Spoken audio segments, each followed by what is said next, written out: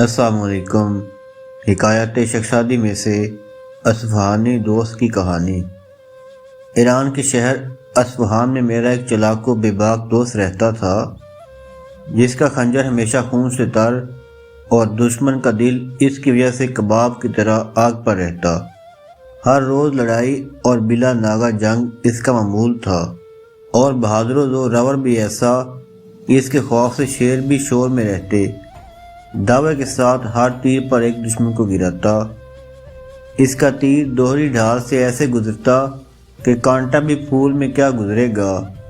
کوئی بہادر ایسا نہیں تھا جس کے خود پہ اس نے تیر نہ مارا ہو اور خود شر کے ساتھ ہی سی نہ دیا ہو۔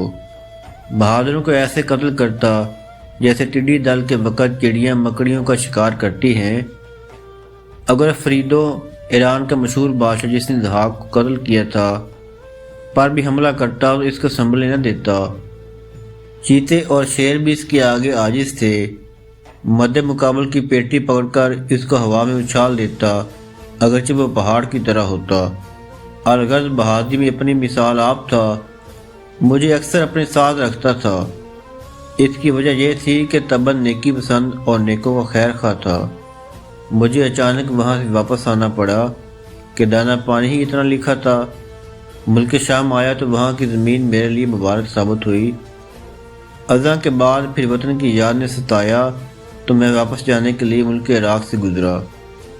ایک رات کچھ سوچ رہا تھا کہ وہی دوست یاد آ گیا۔ اس کے نمک نے میرا پرانا زخم تازہ کر دیا، چنانچہ میں اس کو ملنے اصفہان کی طرف چل پڑا۔ جب دوست کو دیکھا تو دنگ رہ گیا کہ بڑھاپے کی وجہ سے اس کی کمر جو تیر کی طرح سیدھی تھی جھک کر کمان بن گئی، اور اس کا گلابی رنگ زرد گھاس کی طرح ہو گیا۔ سر کے بال ایسے سفید کہ گویا برف کا پہاڑ، اور آنکھوں سے پانی بہہ رہا ہے گویا برف ہی پگھل کر پانی بن رہی ہے۔ آسمان نے اس کی بہادری کا پنجہ مروڑ دیا اور سر سے غرور نکال کر گھٹنوں پہ جھکا دیا۔ میں نے اس سے کہا، اے شیر افغن، تجھے لومڑی کس نے بنا دیا؟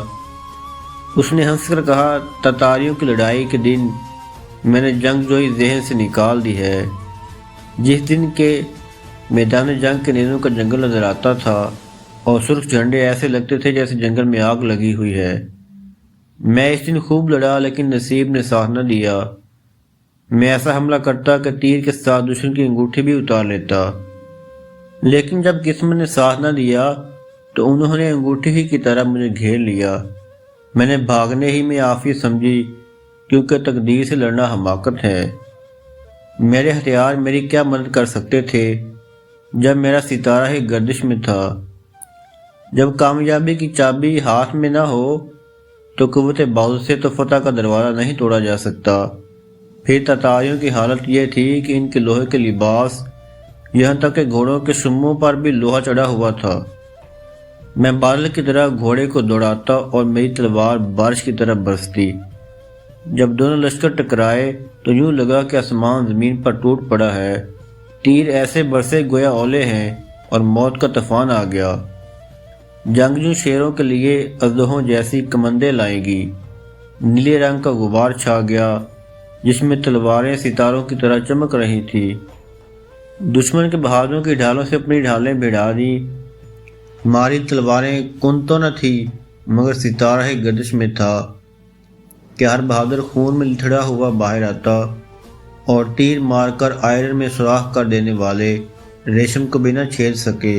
ہماری صف بندی سٹے کے دانوں کی طرح مضبوط تھی، مگر جب بکھرے تو کوئی یہاں گرا کوئی وہاں گرا۔ پھر ہم پہ بزدلی چھا گئی کہ مچھلی کی طرح کانٹے میں پھنس کر رہ گئے، یعنی سامان حربت کی بہتات کے باوجود ہم موت کے منہ میں پھنس گئے۔ قزاق کے تیروں کے سامنے ہمارے تیر بے بس ہو گئے، کیونکہ نصیب ہی پھرا ہوا تھا۔